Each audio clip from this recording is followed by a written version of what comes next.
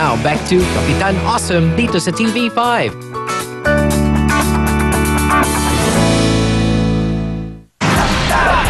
Awesome! Kapitan Awesome!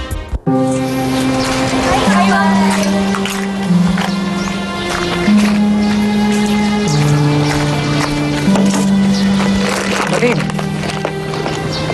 okay ka lang?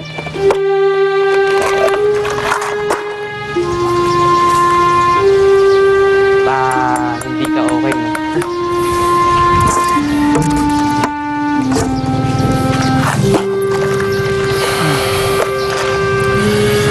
Lamuay, sana gumaling na si tatay.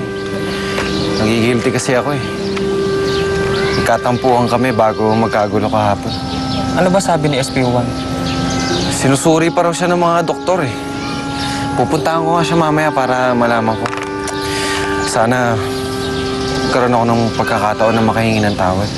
Alam mo kapatid, sigurado ako napatawad ka na nun kahit hindi ka magpaliwanag. Tatay Minnie. Sana. Pero, maiba lang ako ah. Paano ka nagkapitan awesome nang hindi kumakain ng power siomai?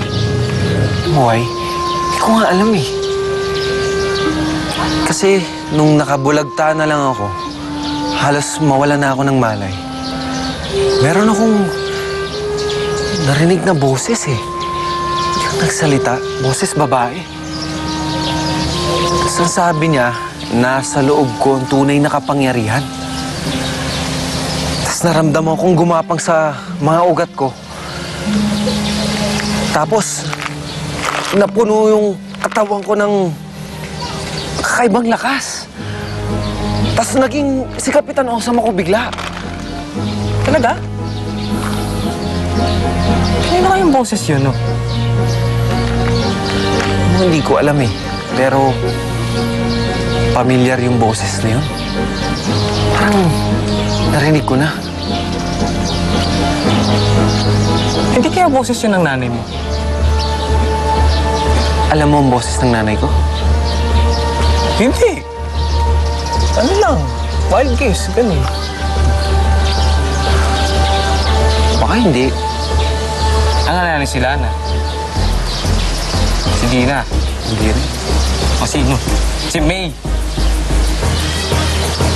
Hindi naman. Parang mas maganda yung boses na narinig ko.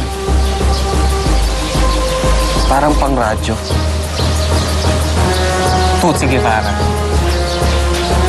Tutsi. Parang hindi.